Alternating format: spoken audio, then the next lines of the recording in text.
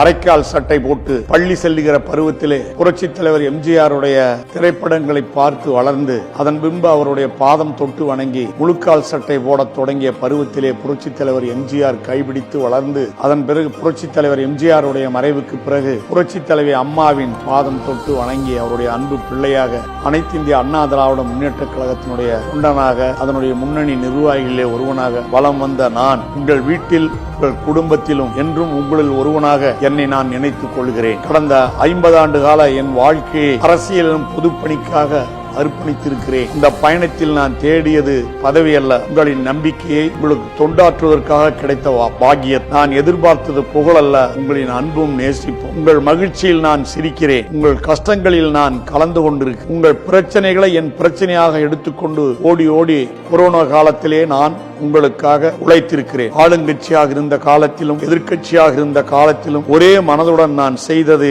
என் பொள்ளாச்சி மக்களுக்கு நன்மை செய்வதே. நான் செய்த சேவைகளை நீங்கள் நிச்சயம் நினைவில் வைத்திருப்பீர்கள் என்று நம்புகிறேன். ஒரு நிமிடம் அமைதியாக யோசித்து பாருங்கள். நான் எப்போதாவது பொள்ளாச்சி சட்டமன்ற உறுப்பினராக, அமைச்சராக அல்லது துணை சபாநாயகராக என்னை பாவித்து நான் உங்கள் முன்பு நடந்திருக்கிறேனா? இந்த மனிதன் எங்களுக்கு என்ன செய்தான் என்று உங்கள் வீடுகளில் குடிநீர், சாலை, மின்சாரம், நலத்திட்டங்கள், கல்வி, மருத்துவ வசதிகள் எங்கு முடியுமோ அங்கு நான் ஓடோடி வந்திருக்கிறேன். எங்கு குரல் கொடுக்க வேண்டுமோ அங்கு நான் குரல் கொடுத்திருக்கிறேன். என் கால்கள் நடக்கும் வரை, என் குரல் ஒலிக்கும் வரை நான் உங்களுக்காக உழைத்துக் கொண்டே இருப்பேன்.